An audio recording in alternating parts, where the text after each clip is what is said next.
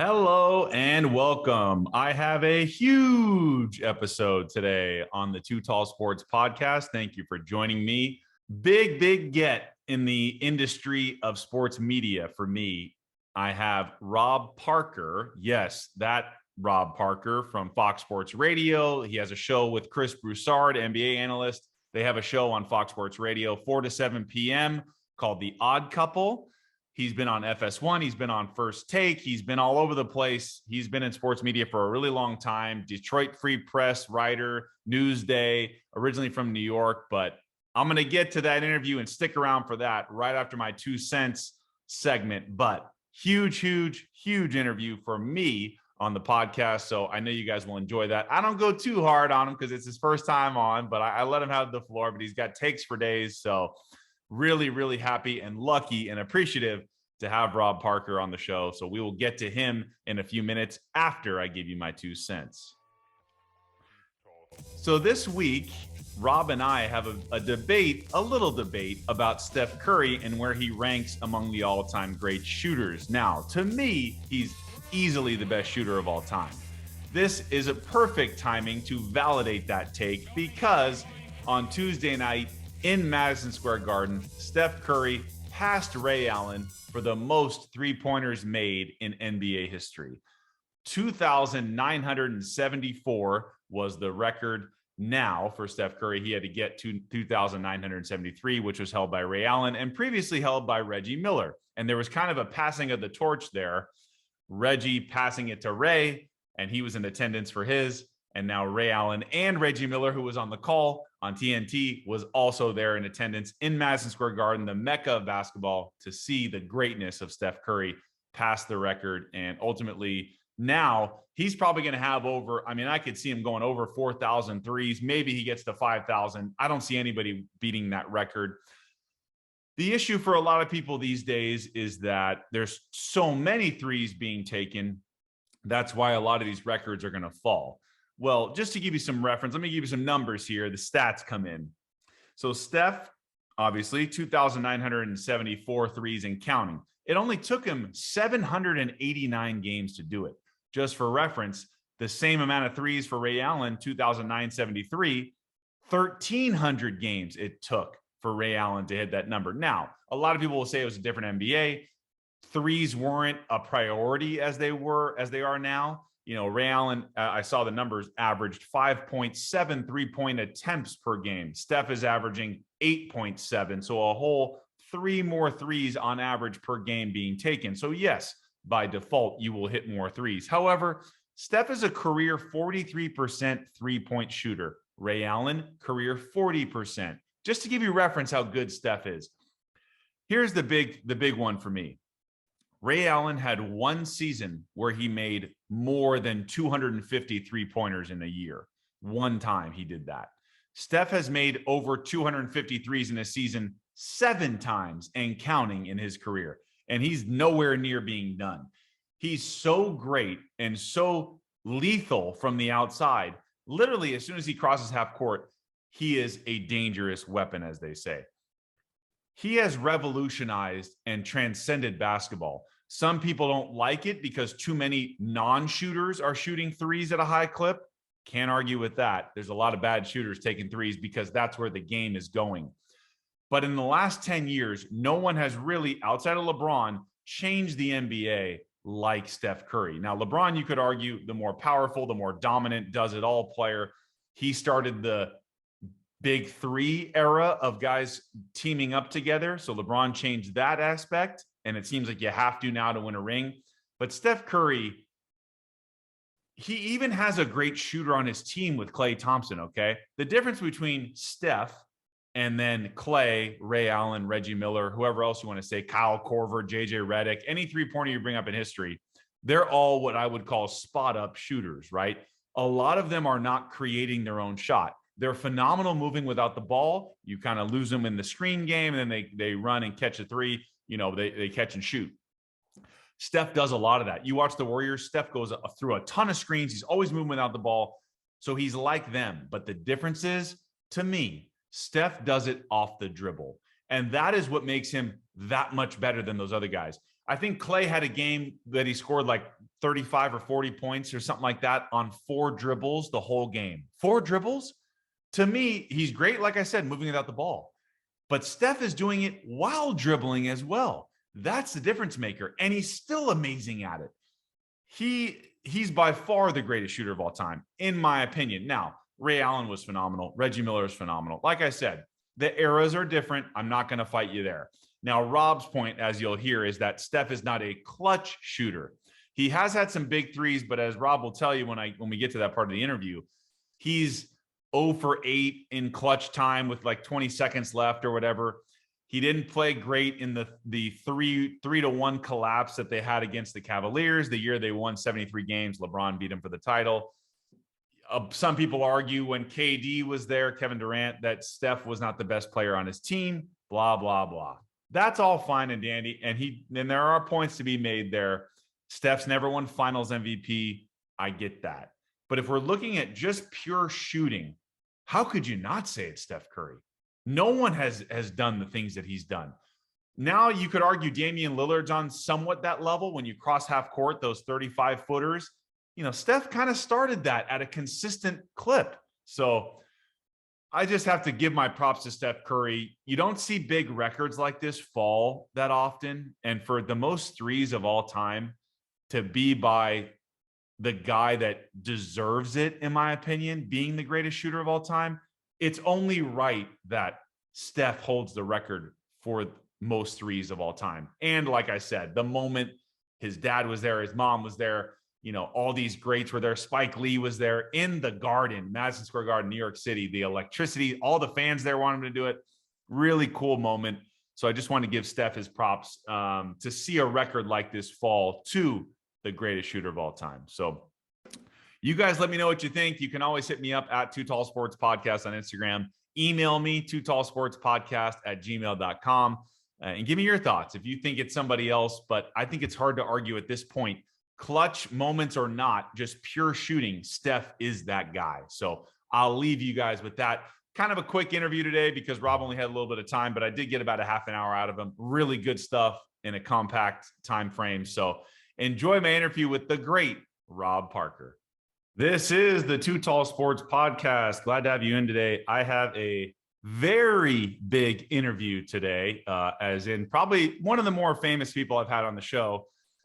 You may know him, Rob Parker. He's been on Fox Sports. He's on Fox Sports Radio. He does a show every weekday with Chris Broussard, NBA analyst on Fox Sports. It's called The Odd Couple. They do a radio show 4 to 7 Pacific time on Fox Sports Radio. He's been a journalist for multiple decades.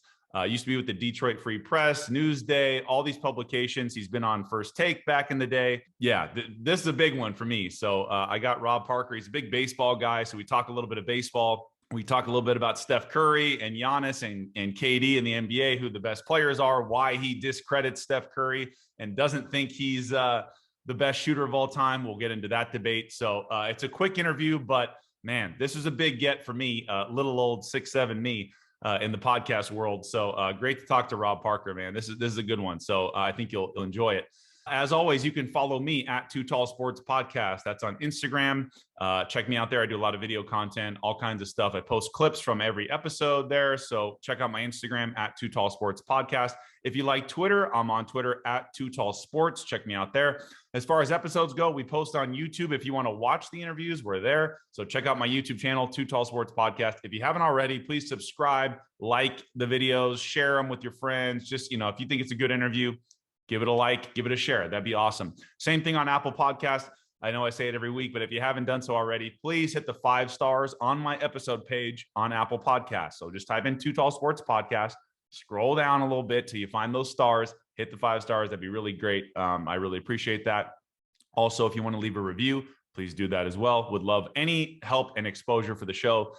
So check us out on Apple, Spotify, Pandora, Google Play, Amazon Music, wherever you get your podcasts, we're probably there. Just type in Too Tall Sports Podcast.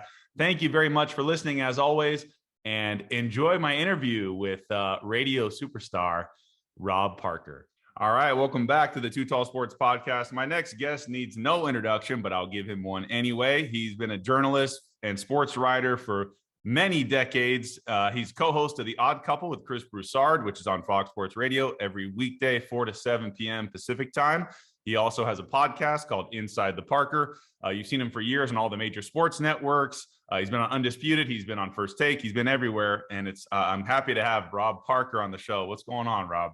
Brett, man, thank you very much. I appreciate it. How tall are you? 6'7". Okay, I'm 6'4". I've always been thought of as tall, but 6'7" is tall. Yeah. I know when people meet me, they go, "What? You're 6'4"? Like because most TV guys they see right are really small. Yes. So they just assume that I fit in. And I always tell them they lower my chair so we all have the same headspace. I didn't know you were that tall either. You fit perfectly on this show. There you go. 6'4". A lot of topics to get into with Rob, and I want to make sure we get to the good ones. And I'll start with stuff that something you've been talking about on your podcast a little bit with the recent lockout with the CBA expiring in Major League Baseball. Do you see this as a long-term lockout, or do you think the owners and players will come to an agreement before the season starts and this won't be that big of a deal? Yeah, I think it won't. If you look at the history of lockouts, they've all lasted like 20 days or less. Yeah. Because I think it jumpstarts negotiations once, the players are locked out. It just doesn't feel like that if there was no free agent signings prior to this, then maybe I might feel like, okay, the owners are dug in. You know what I mean? They're telling the players, we're not paying you. You're going to, follow up us and our lead and do what we want you to do. But they went out and spent more money than ever before in free agency. So does that make sense? You know what I mean? Like, yeah, from that standpoint. And I think the owners wanted to make sure the way that you avoid having missing regular season games is not leaving it up to the players to strike once spring training starts. So you lock them out in the winter. You now have 2 full months really until pitchers and catchers show up February 15th. So you got 2 months to hammer out an agreement. So I think that that's enough room to be able to make a deal and make it happen. Baseball's a $10 billion industry. I mean, and we've been spoiled. I'll get it. And I understand people panicking because we had 26 years of labor peace, which is unprecedented in Major League Baseball. Right. So this is like, it hasn't happened in some people's lifetimes, right? But in a generation, 25 years. So all of a sudden people are like, what's going on? But this used to be the norm for baseball. Right. And they can't, I don't think baseball can afford another work stoppage. They already have enough bad publicity as it is. Yeah. No doubt about it. It's just the game is doing well. And I just think it defeats the purpose. You got to be able to figure out how to split it. And I get it. I get both sides. Yeah. I really do. The players want to get to free agency sooner, right? Instead of waiting 6 years before you're eligible, they want it to be 4. So it might be 5. You know what I mean? Like come to some sort of agreement to cut it. But owners haven't stopped paying the players. Like that's the only thing I'll say is like, even if you wait your 6 years, they usually pay you. And if you're a big star, they pay you ahead of time. Look at what they did with Tatis Jr., 23 years old. They gave him $300 million, and they still had 5 years to play. They could have not paid him for 5 more years and been within their rights, and they paid him. Right. This is more about the lower, middle, lower class guys for sure. Speaking of big money flowing around, I know you worked in Detroit forever, but you're from New York. So were you Mets or Yankees fan growing up? I grew up in Jamaica, Queens, so I was a Mets fan. Mets, okay. And growing up, it was crazy because even though I lived in Queens and went to high school, in the 70s when I was going to high school, yes, I'm not old, in the 70s, the Mets were terrible and the Yankees were great. And they had Reggie Jackson and Thurman Munson and, like all these all-time great players. So I couldn't even wear a Mets hat to high school. You would be clowned, even in Queens. Like that's how it was. The Mets were losing 100 games a year, but I still was a Mets fan. Like I wasn't in New York. You got to pick a team. There's no, like a lot of people are like, oh, well, wow, you got 2 teams to root for. I was like, it doesn't work like that. Yeah. You got to pick one. Right. And so some of these big markets, the Mets are spending big money. They got Scherzer and they got a couple other guys offensively, but the Dodgers and Yankees have been relatively quiet for the big markets. The Angels missed out on any of the big free agent pitchers. What do you think about these? Some of these smaller market teams are really starting to go for it now. Like the Tigers paid Javi Baez, the Rangers spent $500 million on 2 infielders. The big markets are kind of sitting out right now. Do you think they've made all their big moves already and they're comfortable with what they got, or they still need more to get? I still think that they need more. There's a couple guys still out there. I mean, Correa hasn't signed. Yeah. And if Corey Seager got 325, what's Correa going to get? I mean, seriously, 350, 375. I mean, at least 350, more than Corey Seager. But yeah, I'm surprised the Yankees haven't done anything. They're very weird. This is not the team that George Steinbrenner had. You know, like George would not be sitting on the sideline, especially since the Yankees haven't won a World Series since 2009. Now, they've been to playoffs every year. They're very competitive. They've been to ALCSs, but they haven't been able to break through. So I'm a little surprised. And again, we're talking about players. Judge hasn't been paid. He still has one more year. Consider like what a star he is and what he's done. He's still waiting to get paid. Right. And he still has to be paid. The Dodgers, I'm surprised at how many people have exited, you know, and Scherzer, I thought, loved being in Southern California, and it just seemed like it was right. And, you know, he'd be the ace. And Trevor Bauer will never pitch for the Dodgers again, maybe somewhere else. And Kershaw will probably, I think Kershaw is going to wind up with the Texas Rangers. He's from going back Dallas. home. Yeah, so I think that's where you would probably want to go, considering what they've done. And some of these other smaller markets, they need to spend money. And this is what some of the union is complaining about. Scherzer's $43 million contract is greater than the payrolls of 4 or 5 teams. Yeah. Just think about think about that. I think even the Texas Rangers only had like 40-something million dollars on the books for salaries. Right. So they had to go out, and you said it, they spent $500 million on Seager and Simeon. I like both of those pickups. I like both of them. And they got a brand new ballpark they need to fill. So you gotta give people something for them to show up. I agree. And I used to actually play in the minors in the Pirates organization, and like the Orioles, they got some of the lowest payroll in the league. And it just doesn't seem like they're trying to give people a reason to show up to the ballpark. They just cycle out all their good players they're like a minor league feeding system for these big markets. So for these other teams, right. It's not fair. I remember when the Pirates had Barry Bonds and Doug Drabeck was one of the best pitchers. Drabeck wound up, I think, going to the Astros, and Bonds went to the Giants. But those are Pirates. They came up through their farm system. Why do they have to go? And then when people talk about, you know, the Yankees and their money and what they spent, I'm like, no, the Yankees developed Jeter and Pettit and Mariano and Bernie Williams and Jorge Posada and kept all of their guys and paid all of their guys. That's why their payroll was as high as it was, because they didn't ship those guys out. I mean, they stuck with them. Right. And you mentioned Bonds was a perfect segue. You know, there's a lot of controversy about who gets in the Hall of Fame and who doesn't. You had a good back and forth with your buddy, Steve Marcus, the other day, who's also a baseball writer for a long time. I think you guys both have Hall of Fame votes. He's kind of anti-steroid guys getting in. You're for some of the steroid guys getting in, at least the ones who deserve it, like Bonds, maybe Clemens.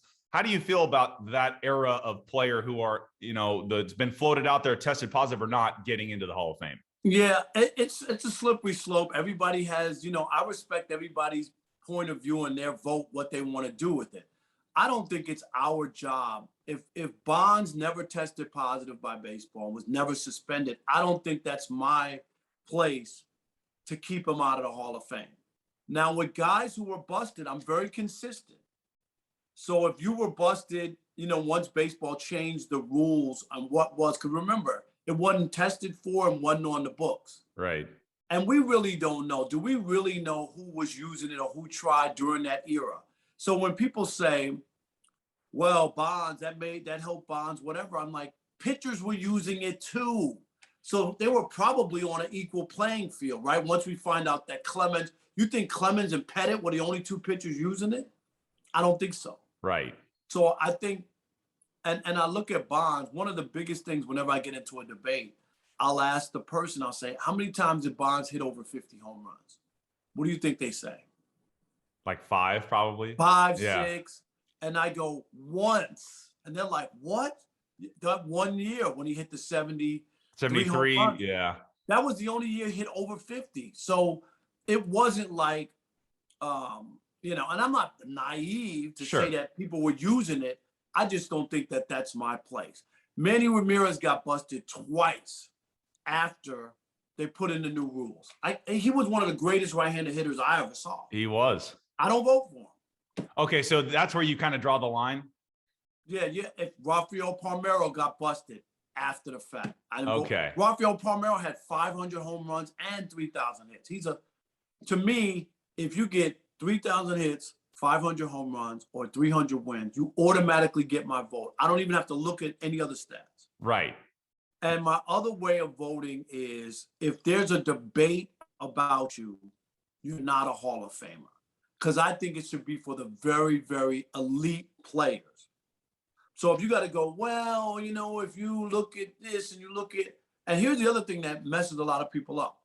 They see guys with lesser numbers in the Hall of Fame and go, he's in, so that means that you should get in. Yeah. But they didn't get in by the writers. Like some of the most questionable people in the Hall of Fame are Veterans Committee, like that we just got. Okay.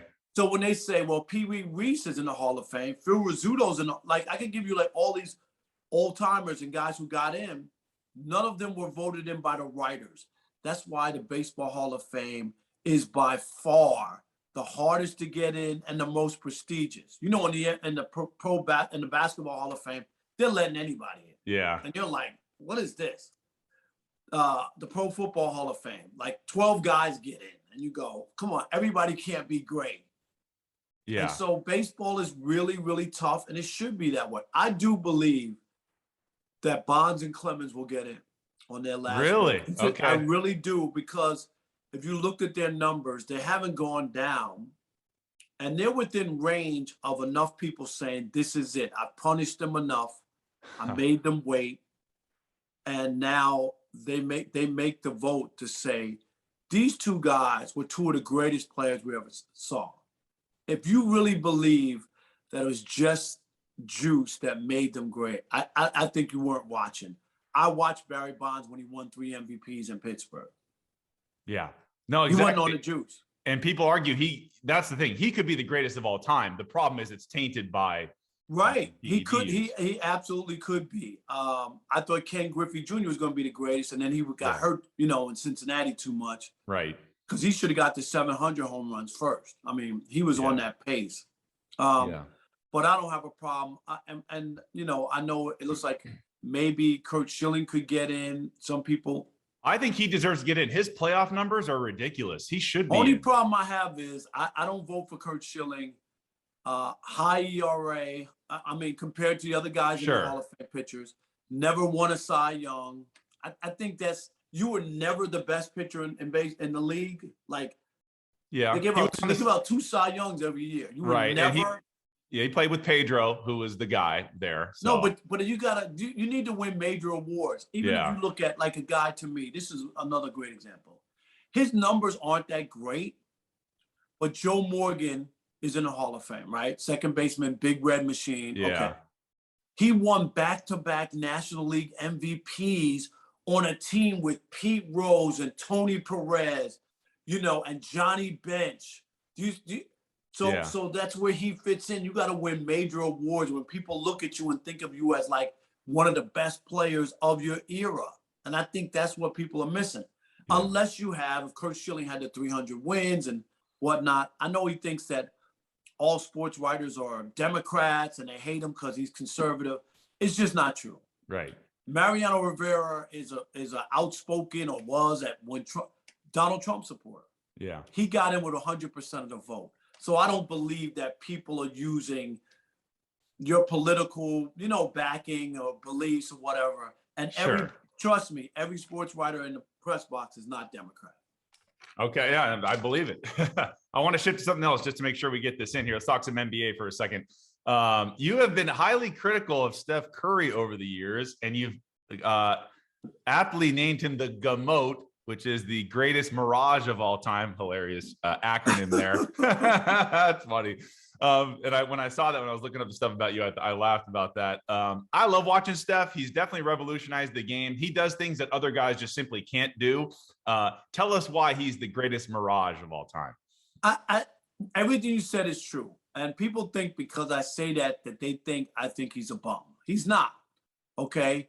He was he's changed the game because he started shooting threes from all over the place and made them.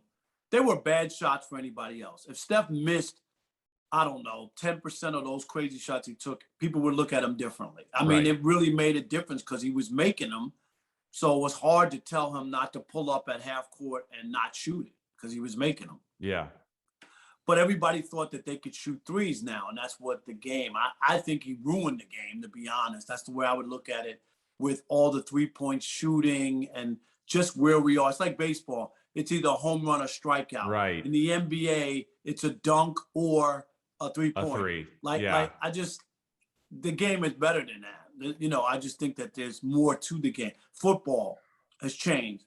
Every day, Tom Brady is going to throw over 700 passes.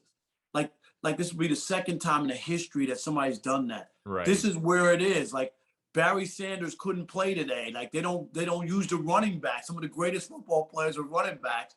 They don't even utilize running. They want to throw every down. Yeah. Because the analytics tell you. We saw it the other day in the Ravens game. Instead of kicking the extra point, tying the game, they're going for two. Throwing the ball in. Really?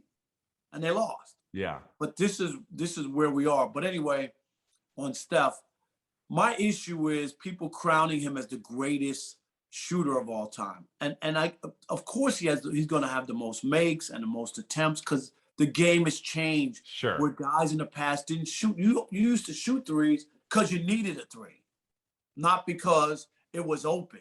Right. Okay. So the game has changed from that standpoint. But here's why I can't dub him the greatest shooter of all time. It's because he hasn't made any big-time makes to tie a game or win a game in the postseason. He doesn't have a signature shot. And I think that when you talk about somebody being the greatest of something, you're going to nitpick. You're going to look through. And there were opportunities. He's 0 for 8 lifetime to tie a game or win a game for his team in the final 20 seconds. He hasn't been the most clutch. I agree with you. Would you agree? I mean, right. So when you say somebody's great, if you ask, when I talk to NBA former players on the radio show, and I'll say, okay, you got to make a shot in the last 10 or 15 seconds. Who would you have shoot it? Ray Allen, Reggie Miller, or Steph Curry? Almost 90% pick Ray Allen or Reggie Miller. Yeah. Because and that's what I'm talking about. He is a great shooter. Yeah. Greatest, to me, to be the greatest, you have to have those moments. I've been covering the NBA so long, 1987. I was in Cleveland when Michael Jordan made that shot over Craig Elo. I was sitting courtside. That's one of those shots where you go, this dude is like, I remember watching that saying, because Michael hadn't broken out yet, you know? They actually got knocked out in the next round in that. They didn't go to the finals or anything. Yeah. But I said, this dude is amazing. Like he's prone to make these big shots. And Steph just hasn't done that. And here's the other thing. He's the author of a 3-1 choke in the NBA Finals. Yeah. I mean, you're the greatest shooter of all time. You're going to need to win one game. That team won 73 games. Right. They lost the last 3 games of the finals and 2 at home. And you remember what the big turnover when Steph did a behind-the-back pass that went out of bounds. Yeah. Okay. And the other part is the NBA Finals, he has never won the NBA Finals MVP. Right. And I'm here to say that if Kevin Durant wasn't on that team, I don't know they win those 2 championships. Maybe not. Yeah. And 100%. I'll say this real quick about Steph. Like Klay Thompson's more of a Ray Allen, Reggie Miller, moving without the ball, spot up shooter. And Steph does it off the dribble and moving without the ball. I think that's what's impressive is he's creating his own shot. Like Klay's not really creating his own shot as much as Steph is. Fair.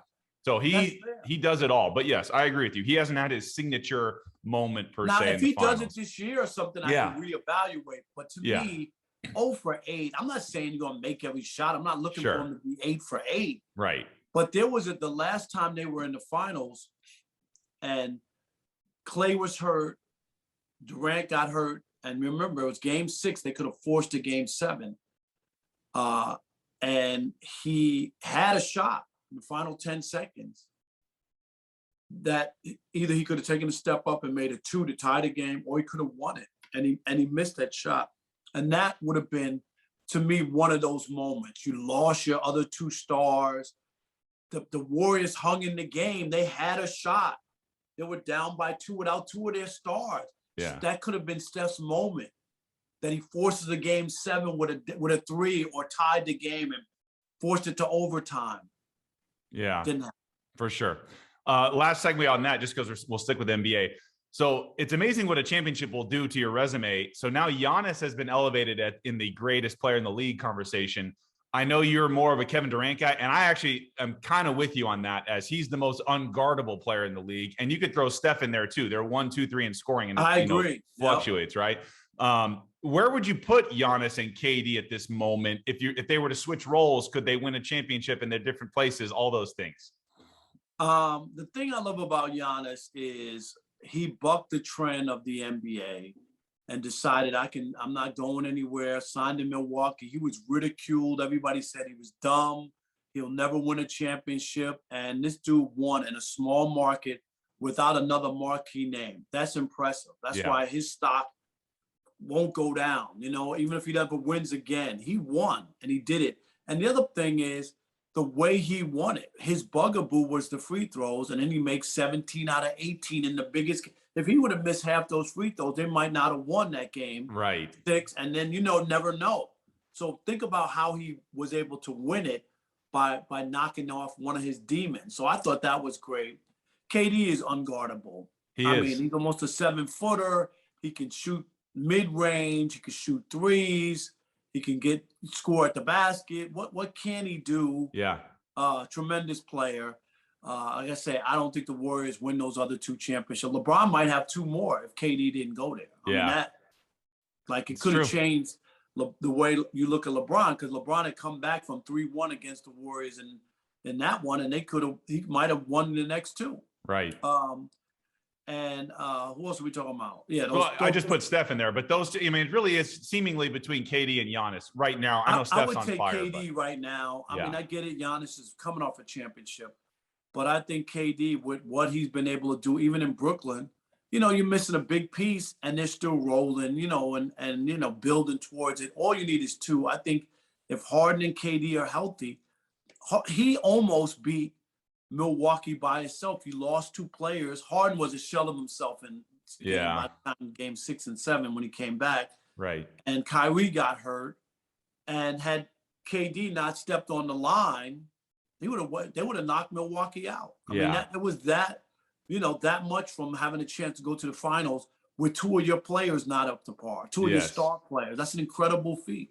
Exactly. Last quick one. Do you think KD regrets leaving Golden State to go to Brooklyn? No, I think he knew that he was never going to be considered. I remember when they opened up the Chase Center in San Francisco, and they had the nerve to put together a video of all the great Warriors, and they didn't include KD. And I thought, that's pretty petty for a guy who won 2 finals MVPs on the champ. Like, you guys move on. You know what I mean? Like, you can't. That's a part of your history. I thought that was, and I don't think that he would ever be considered one of their players, because he was kind of came in and and he wasn't one of the original Warriors. Yeah, exactly. But I think going to Brooklyn, going to an organization that's never won, if he can win a championship or 2 in Brooklyn, that'll elevate him, and that he went somewhere, as a free agent, which he can do, but not to join anybody else. It was him and Kyrie at first. Right. And if they can put a championship, and say he wins 2, he won 2 in Golden State and 2 in Brooklyn or whatever. He has 4 championships, and he's 4-1 in 5 championships. I think that's an impressive record. And then all of his accolades and numbers.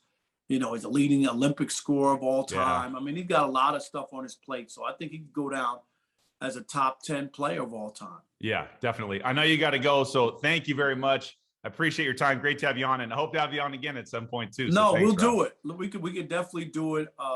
down the road, you know, when the baseball, either we get ready for the season, if you want to do a baseball preview Sure. thing or anything baseball related, anything, I'm definitely, Brett. I appreciate it.